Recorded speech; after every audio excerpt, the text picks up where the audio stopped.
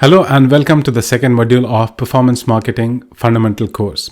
I hope you have already been through the first module or the first video and you have already attempted the quiz. In any ways, let's move to our second video. Now in this video, what we are going to cover is I'll tell you what performance marketing is. This is about digital marketing lingo. So these are the words which people generally use. So I'll just make you familiar with all these words like performance marketing, what is an advertiser, what is publisher, ad network, agency, tech platforms. What are KPIs, what are different buying models, and what are different advertisers we come across in digital marketing industry. It's very important to understand all these words and the fundamentals behind it so that it becomes easier when we go forward in this course. And obviously we will come across all these words again and again, and probably some of them we'll know in detail as well. But at this stage, it's very important for you to understand all of them. So the first thing we are going to discuss is what is performance marketing. Now you might have heard a lot about performance marketing specialist, manager, director, and all that shebang. So what performance marketing basically means is it's like a part of digital marketing. Digital marketing is like an umbrella. It covers a lot of channels, strategies, but performance marketing is a sub-strategy within digital marketing.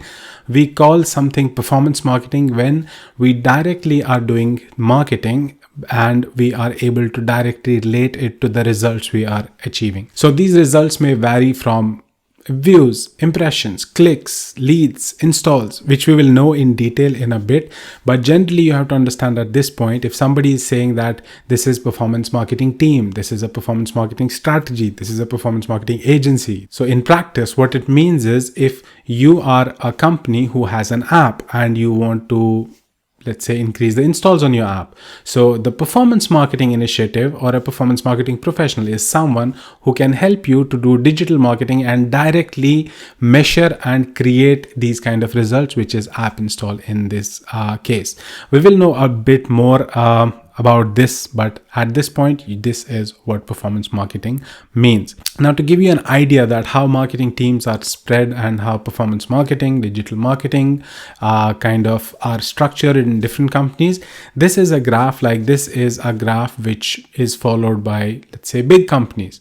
Now, you will see for smaller companies a different variation, which I'll explain in a bit. For example, any company, an agency or a big multinational company, they have a marketing team and under which they have a separate offline team, which is not our concern. And then they have an online or digital marketing team within the marketing team. Within online and digital, it's again split. So for example, all the big companies, they follow this kind of structure where they have a brand team. So what brand team generally does is they are focused on the communications, the PR, what articles are published on, let's say, newspapers, and what articles are published about them on different kind of media. And they are they look at what kind of newsletters go out, what kind of, because if it's a public listed company, they have to make sure that whatever goes out as company communication, it is kind of when it goes through these branding teams, or they run branding campaigns, they run different kind of marketing initiatives. Let's say they have an on-site activation, which might be, let's say, in a mall, or a lot of things like that. So at this point, just understand that they have to do something with branding. Then we have SEO and website teams. These are separate, generally separate, who work on the websites of the companies or the apps, website and apps. And then we have SEO team, because SEO is so deeply linked with website, because SEO team dictates that what kind of tags, what kind of content, and what kind of keywords have to be used on website, what kind of linking, and all that shebang. So that is generally separate team. Then we have creative team. These are the people who kind of create the, let's say you see an ad campaign. There is probably a creative director in this team who comes up with that concept, an art director who develops that concept in an ad which you look at. And then there are designers, motion graphic designers. Then there are video editors who kind of give shape to these creative and communication. It can be an ad, it can be on a magazine, it can be on a billboard or anything. So they basically control all the ads and graphics and videos that go out from company channels. Then we have content and social team. These are the people who create content for the newsletters. These are the people who create content for the social media posts. These are the this is the team who is responsible for moderation. So for example, if you go on a website, let's say I don't know, maybe Apple website, and or their web Facebook page or Instagram page, and you comment something, there will be something who will reply to you and things like that. That's called moderation. All this scope comes within content and social media. Then we have performance marketing team. These are the guys, or this is the team who actually work on campaigns to deliver results, which we discussed. So a guy who works on Google search campaigns, the ads you see on Facebook, the ads you see on Instagram, the ads you see on YouTube, on websites, and all those kind of biddable channels, which we will know a lot in detail. So those are the guys who fall in this one, which is performance marketing team. And then there is always a CRM and tech team, MarTech team. So every company, big company or sizable company, they have a CRM where they store all the data about their existing customers. Whenever you receive a newsletter from a company in your email or sometimes an SMS or whatever, that all information, your information is stored in a CRM somewhere, which is which hosts all the information about their existing clients. So these are the people who look at that, and also these are the people who look at the analytics, who do different kind of data analysis. These are the these are the guys who actually work on different kind of MarTech tools, like email automation and stuff like that. We'll know all of this in detail, but this is just to give you an idea. Now, in smaller companies, you might see that there's just one digital media team who does all of that, or maybe there is two teams. One is SEO and website team, then there is creative team, and there is one team who looks at reporting, BI. Basically, this team is merged, or these three are merged. But this is like a wider scope for a bigger company, but in certain companies you might see this structure shrinked in just 2 categories or 3 categories. But I just wanted to give you a brief idea that what are each of these terms, what do they mean if you come across these. But that's more than enough at this moment. Now, we discussed a bit about performance marketing. We have a little bit of understanding what it means, but just to give you some example that what performance marketing means. So for example, a doctor's clinic wants to focus on generating appointments. So if there's a small clinic, they go to an agency or a professional, or they hire someone to do digital marketing for them. It will be basically performance marketing, because their objective is directly linked to results. In that case, their results which they focus on is appointments, generating appointments through their website.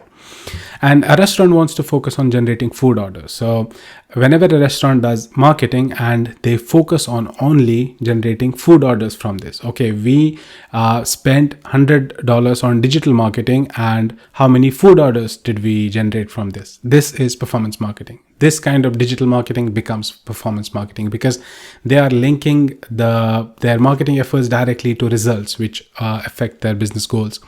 For example, Samsung wants people to go there to their website about new iPhone 14 launch. Okay, so for example, Apple launches iPhone 14 and a campaign. How they will measure the success of the campaign is they will want to their agency, okay, you know what, we have this launch campaign for iPhone 14. We will focus on how many people actually clicked on our ads and went to our website to read about the features of iPhone 14.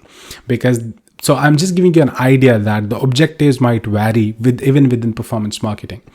And then Toyota Camry, for example, they launched Toyota Camry, and they will tell their agency that we will judge your performance based on or the performance of the campaign based on how many people actually watched the whole video, 60 seconds video on YouTube.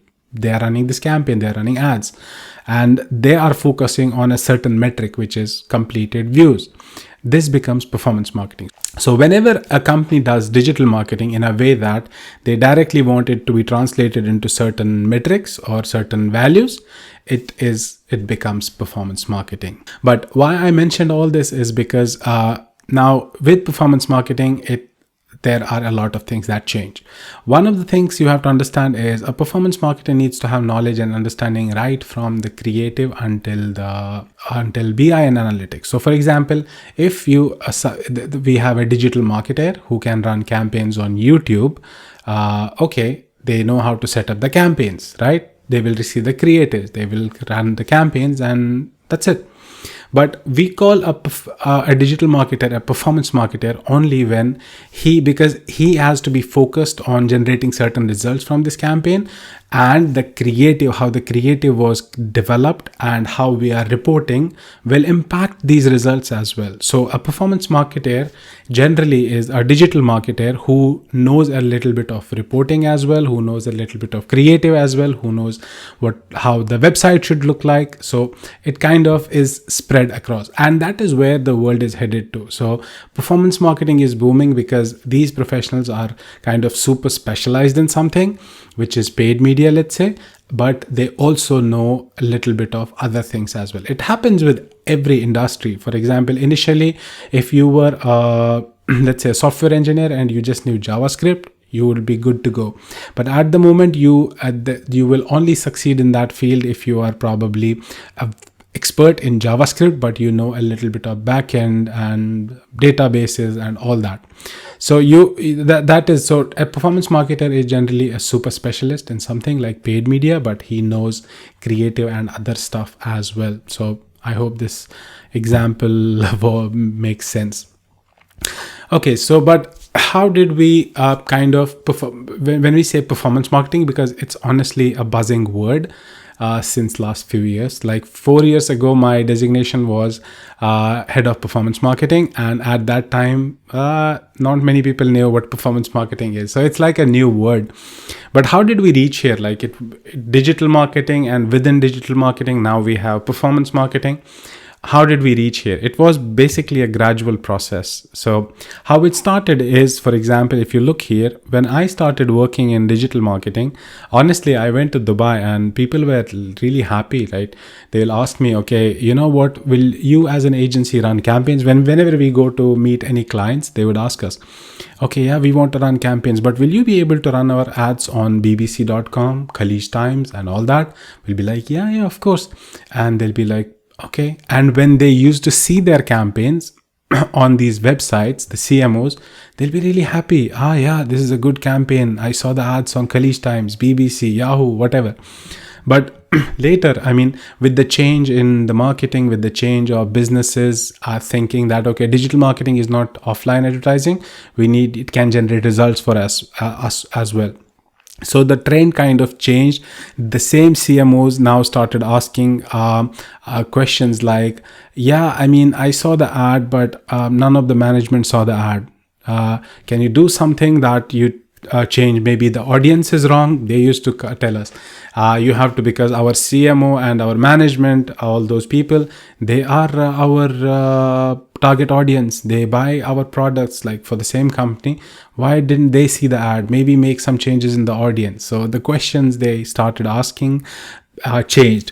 And then at certain point, they were not just happy because somebody saw the ad. They were like, yeah, we spent so much money, but how much traffic did you bring to our website?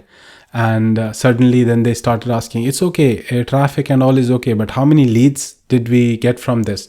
Let's say, for example, automotive clients, they started asking, yeah, there's a lot of traffic on our website since last 1 month, but we are not seeing any pickup in leads and car sales. So basically what happened is they started expecting results from performance marketing campaigns, results which impact their business directly. And they expected us with digital marketing to kind of generate these results. That's how performance marketing was kind of born. And now that we know a little bit of performance marketing, we know how it evolved and all that. Now we will first deep dive into digital marketing in kind of the digital marketing landscape. I want you to understand that, like any other industry within digital marketing, there are certain stakeholders, right?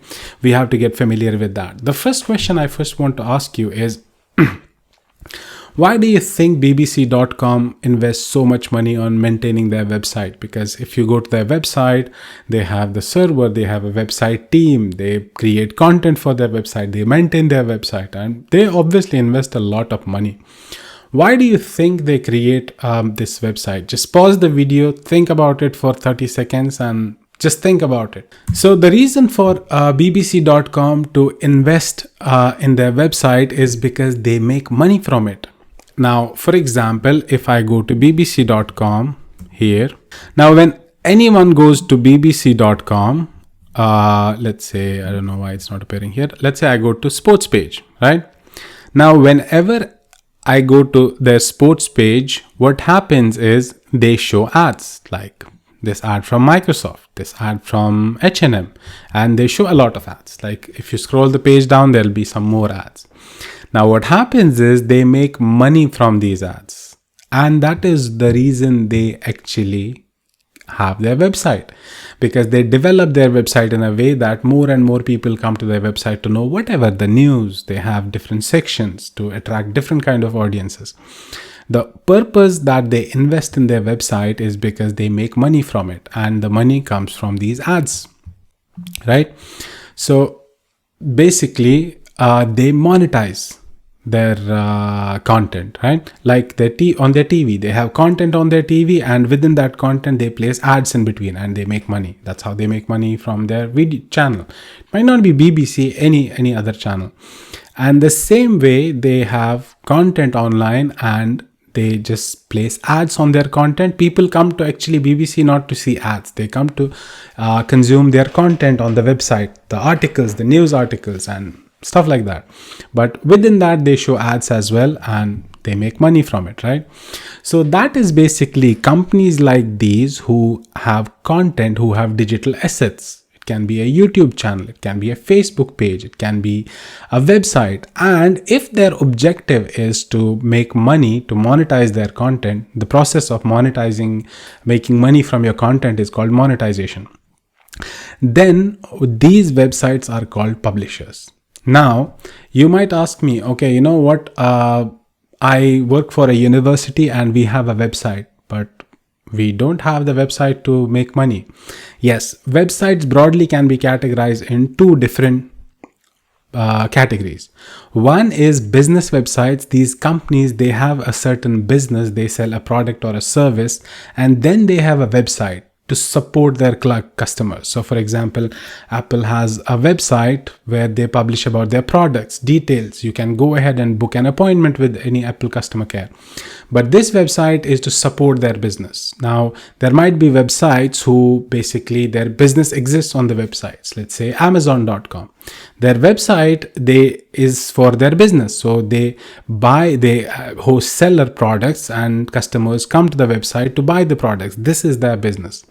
But apart, the second category is people create content with the only objective that they attract people to come to their website to consume their content. For example, in case of BBC, but it's not just news channels. For example, I have a blog. My main purpose of the blog is people will come to my website, they will watch content, and I will show ads and I'll make money. For example, this blog here. Whenever somebody comes to my website, they go to, let's say, blog, and they want to see any blog. And what they will see is they will see some ads here. Why is the ads not appearing? Okay. So for example, somebody comes here and they will see this ad and I will make money. When I create this blog, I have to invest my time. I have to write about it. I have to think about it. I have to put efforts in it. But why I created this blog is one of the major reasons is because people will come to consume this content to know about ads.txt file. And while they come here, I will show ads to them and I will make money. So this process is called monetization. So now we know that there are two categories of websites. One is the websites businesses create to support their business. And the other one is people create content about anything. And then the objective is people will come to consume this content and we will monetize it and make money.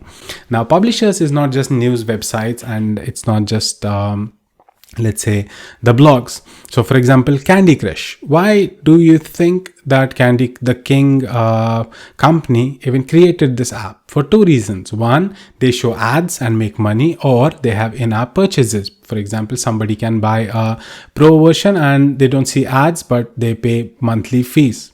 But majority of their income comes from ads, right? So an app, a gaming app, or any kind of app who shows ads is a publisher basically. And then Times Internet Group. So they have Times of India, Economic Times, and a lot of online websites. They are publishers as well. blogs. So for example, Top Gear review websites. And it's just not websites and apps. For example, bbc.com, they have website, they have app, and they have online streaming as well, channels which you can watch on smart TVs. They show ads there as well. So that's a type of publisher as well. And they have a YouTube channel. So unlike small YouTube channels, they can actually choose what ads to run on their YouTube channels. And that is a type of publisher as well. Any kind of media, because somebody will go to BBC YouTube channel to consume content what BBC has created about a news or a documentary or anything, and in between that they show ads. If they go to the website to read about a news, they go to watch the content BBC created. When we talk about publishers, so for example, there are other types of publishers as well. So Facebook and Google are publishers as well, because Facebook has an app, they have Messenger.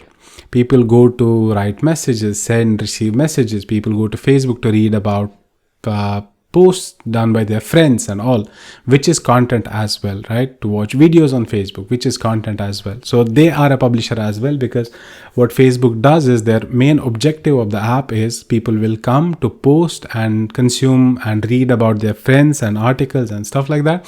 We will show ads in between. For example, to give you an idea, when you scroll your Facebook time feed, out of the 4 or 5 posts you see, one of them is an ad. If you're not aware of this, just go to your Facebook and scroll. You will see out of every 4 or 5 posts, one of them is an ad, even if you go through your stories.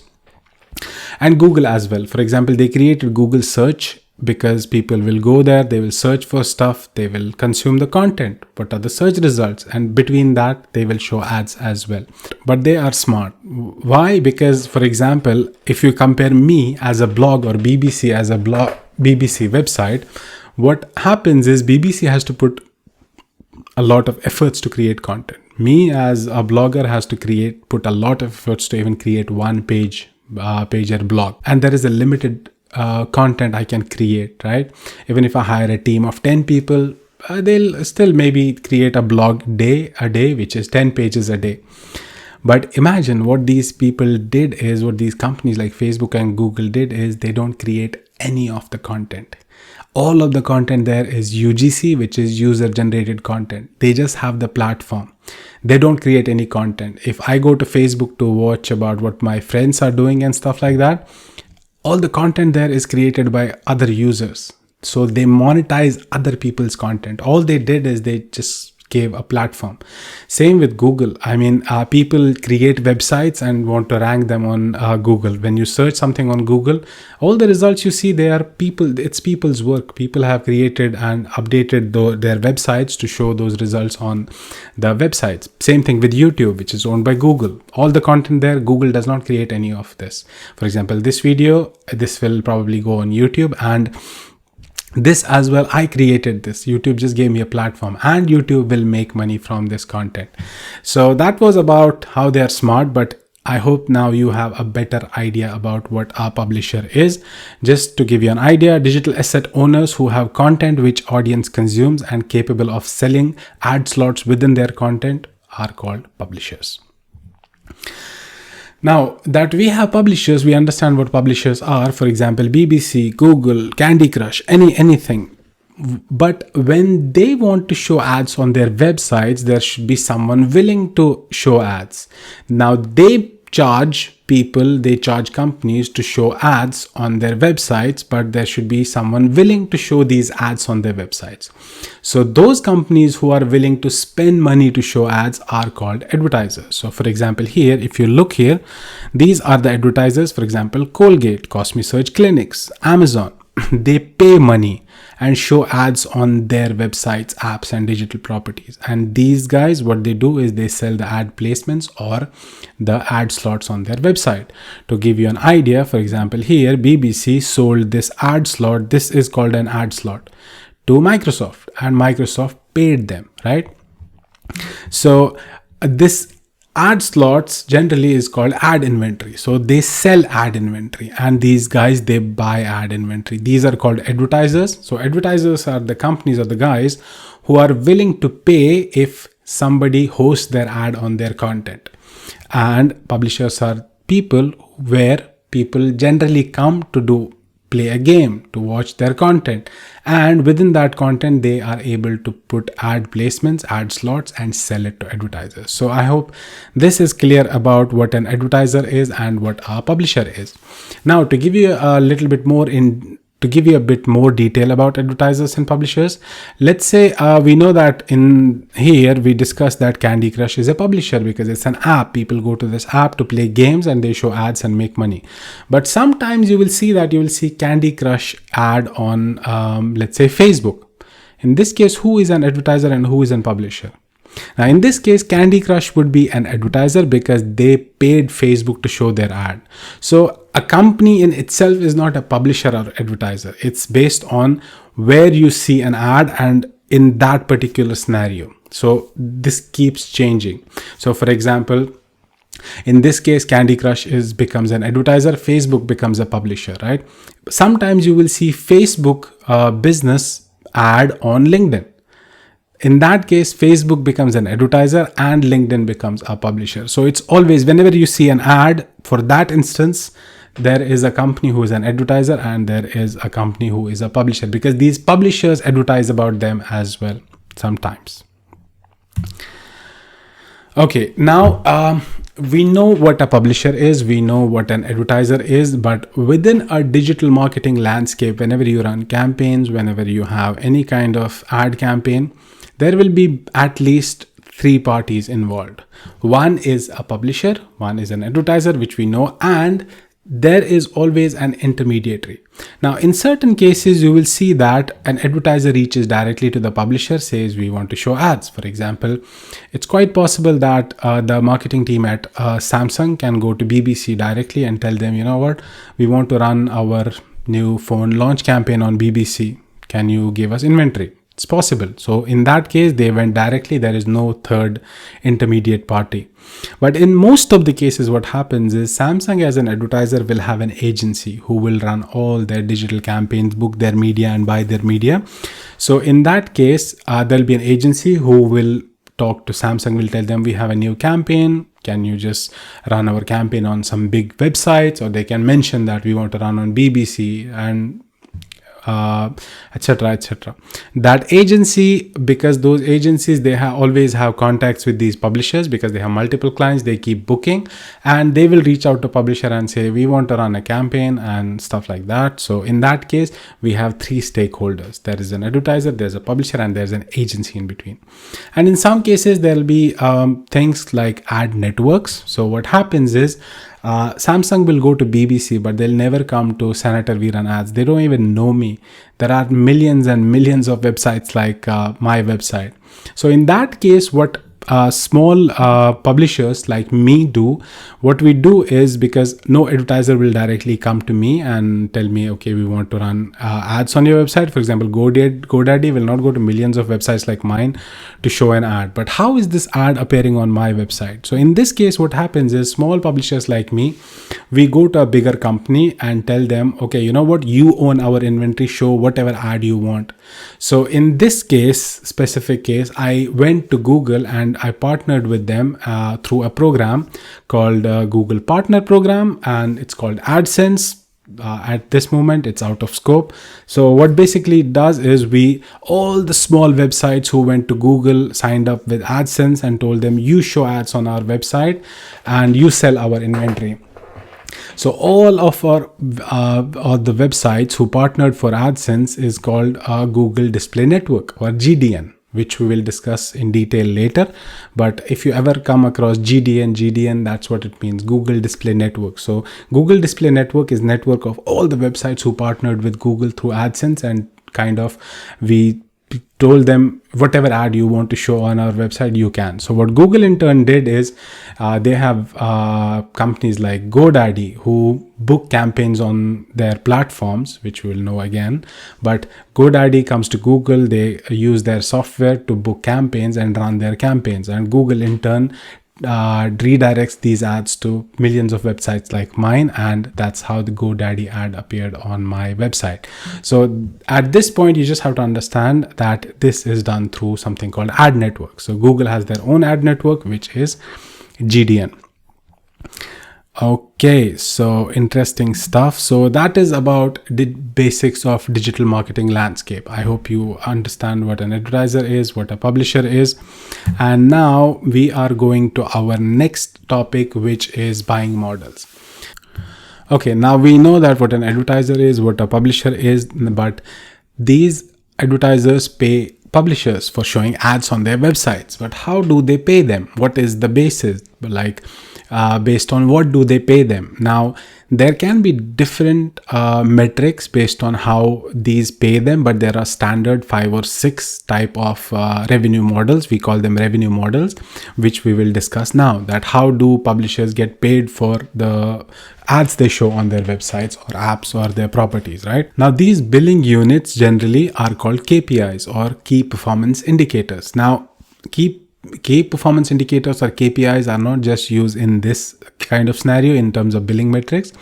It's very widely used. So if you go into digital marketing industry to work, you will hear this word probably every day. Now, key performance indicators are basically how a campaign success is measured as well. Just giving you an idea, we'll discuss all of this in detail later. But to give you an idea, for example, KPIs are used, for example, if I have a client and they tell me, you know what, can you run our campaigns? And our objective is to generate leads from this. For example, a real estate company, SLS Properties, comes to me. I run their campaign.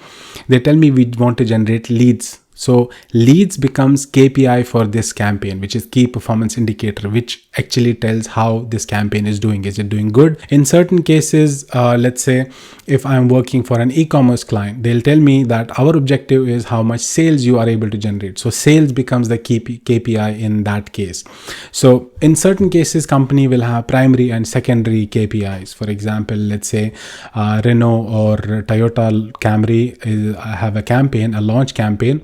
Their primary KPI is how many people were exposed to this campaign. We spent $10,000. How many people were reached through this campaign? How many people actually saw our ad?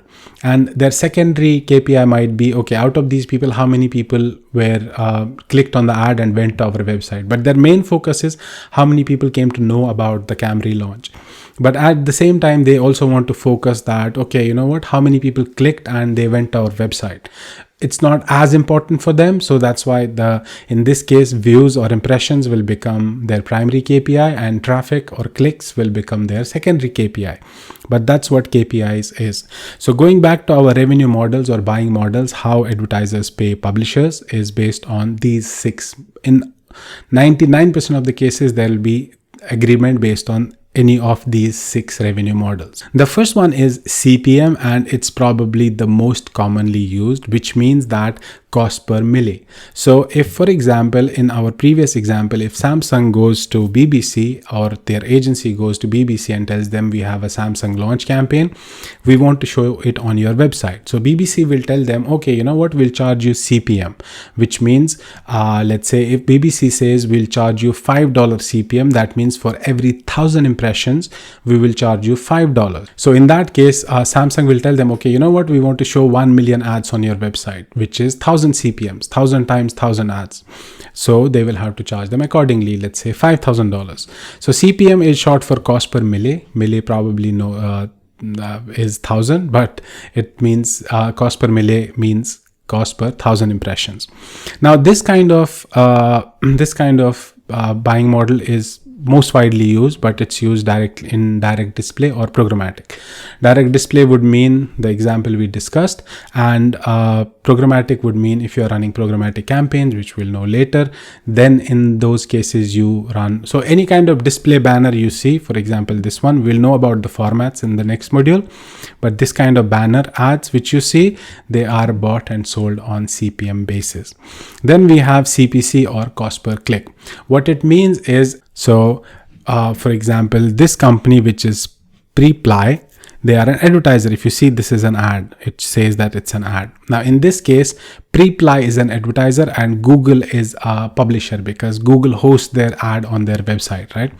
So in this case, in these cases, like this is search engine marketing, what happens is Google generally pays based on CPC. So I searched for this, I saw their ad, Google will not charge reply.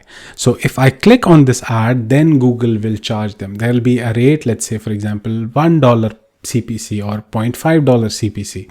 So whenever somebody sees pre-apply ad on Google and they click on it, Google will charge pre-apply. So that means that the revenue model in this case is CPC or cost per click. They charge based on only how many clicks they generated for them.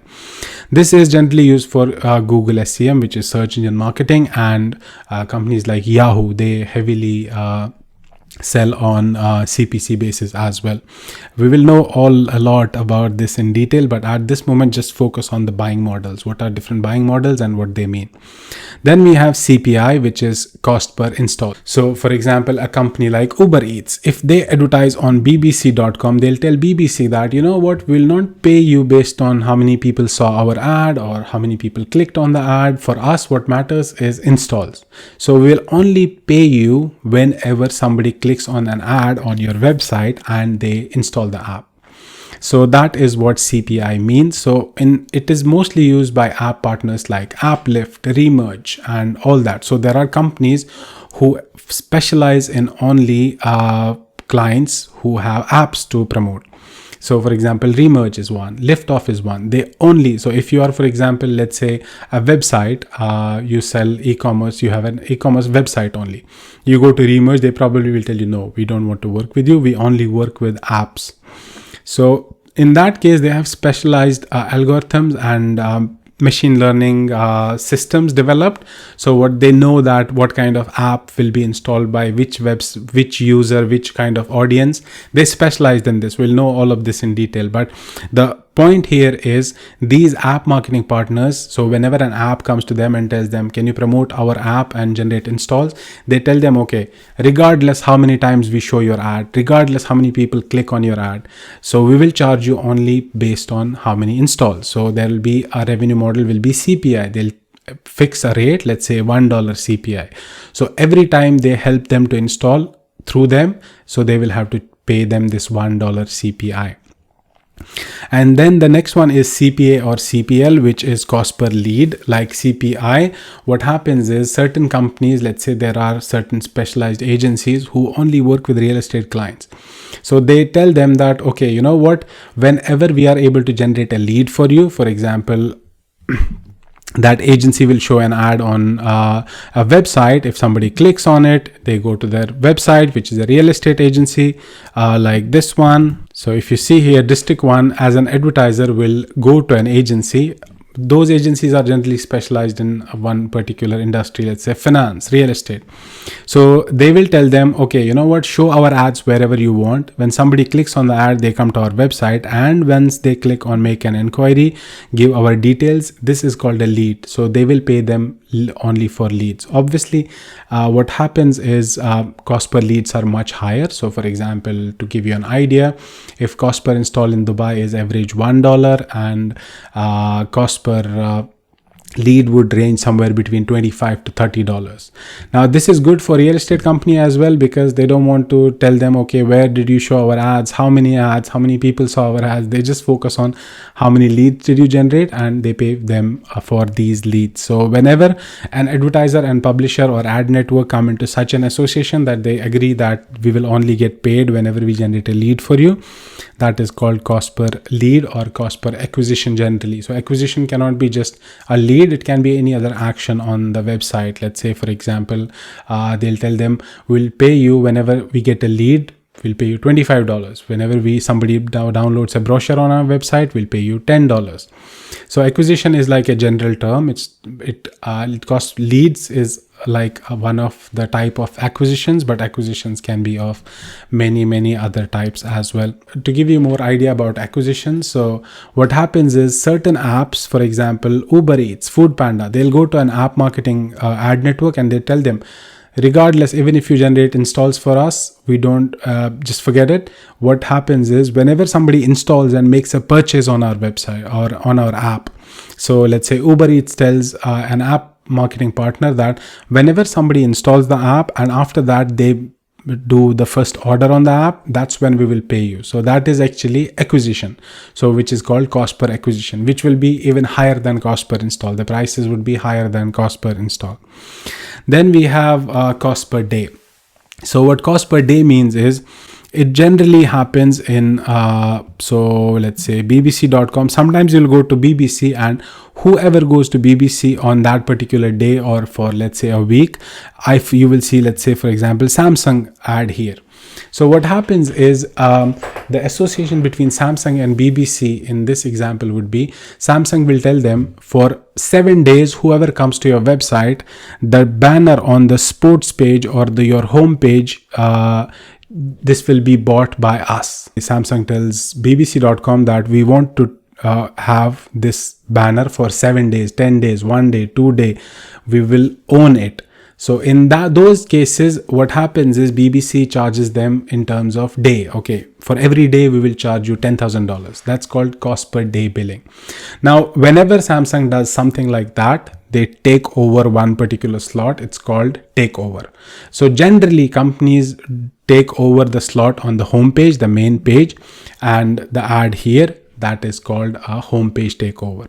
So just remember, okay, for example, Samsung tells BBC that this ad slot, we want to own this for 7 days. It's called homepage takeover, and Samsung will pay BBC cost per day. Now, again, in terms of takeover, Samsung can say, okay, you know what, based on the number of impressions you generate for us, your traffic, will pay you CPM. They can do that as well. But whenever the deal is based on cost per day, number of days, and that means that the revenue model is cost per day. Now what happens is, there is something called, this is called homepage takeover. There is something called mastheads. So for example, companies like Twitter, YouTube, what they generally do is, sometimes you'll go to their homepage and you'll see a big banner here. I don't know why it's not appearing now. So let me try in incognito mode. Okay, yeah. So sometimes you will see this one. So this is booked day wise as well. This is called a masthead. It's the same as homepage takeover on BBC, but companies like YouTube and Twitter and all, they call it masthead. So this is booked on cost per day as well. In YouTube, I think now they have changed. You can book it on based on CPM basis as well. But generally, whenever the deal between advertiser and publisher is, we want to take over a certain slot for certain days, they agree upon a price for each day. So that is called cost per day billing, which doesn't happen very often. Honestly, CPM and CPC are the most commonly used, but for apps, CPI is commonly used. And then we have something called revenue share. So it recently became a trend. What happens in this is only used by e-commerce websites who are advertisers. So what they do is, they talk to other companies like, let's say, Arabi Ads, Memob, Bliss. They're all mobile app partners. So what they do is, they work on revenue share model. So Arabi Ads or Bliss or Memob will tell an e-commerce website, let's say for example, if I have abcjewelry.com. So what they'll do is, whatever revenue we are able to generate, so anyone who comes to one of our websites, clicks on your ad, goes to your website, whatever orders they purchase, for example, if we are able to generate $100 revenue for you in a day, we will take 2.5% of that. So obviously the e-commerce owner, the e-commerce website owner will think that, okay, my profit margin is 10%, I'll give 2.5% to them for generating these orders for me. So in that case, it's called a revenue share, and it only works for e-commerce clients, and there are specialized ad networks and agencies who work on such a model. So that is all about buying models.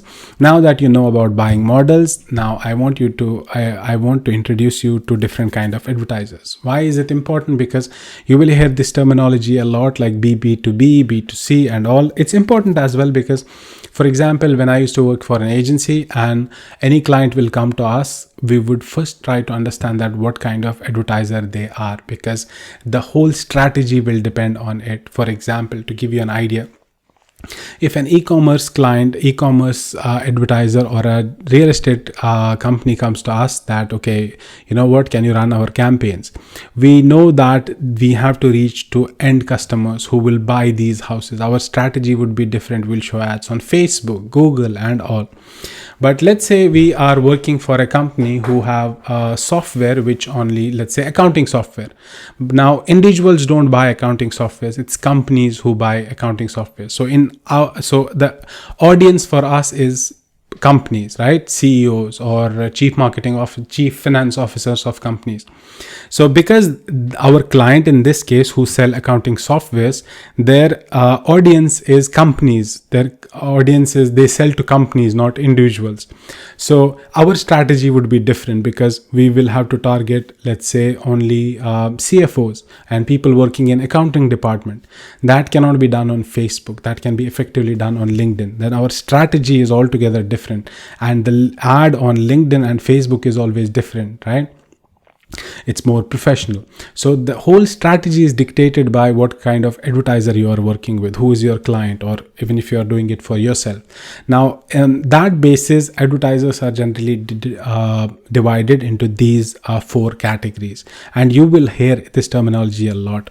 So the first one is B2B, which is companies selling to other companies. The full form for B2B is business to business, which means that there is a business and they sell their products or services to other businesses. An example would be Hewlett Packard selling their servers to other companies. They don't sell it to individuals, they sell it to companies. And then Boeing make aircrafts, and they don't sell it to individuals, they sell it to companies like Emirates, Air Asia, and stuff like that. And Monday.com, they sell these softwares to other companies, right?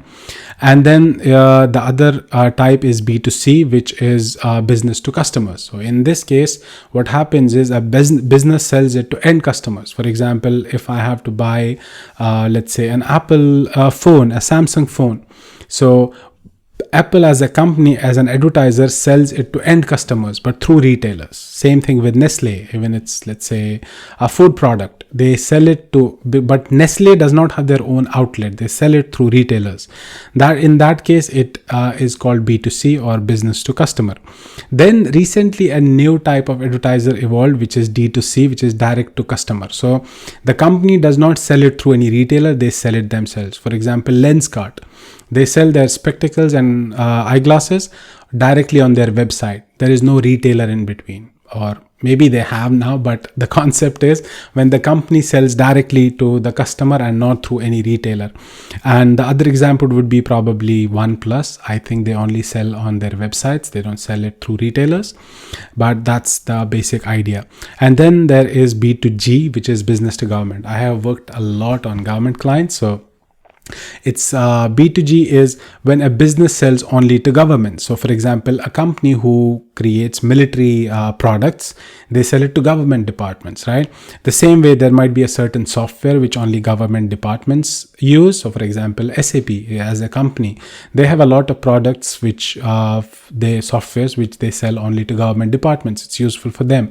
So in that case, it will be B2G. So it's always important the first thing to understand is whenever you are working for a client or you have a company, you want to do digital marketing, the first thing is to understand what category the advertiser falls into. So that's the end of this module, module 2, and I hope it was helpful in any way. Don't forget to attempt the quiz, put it in the description. Thank you so much. I'll see you in the next one.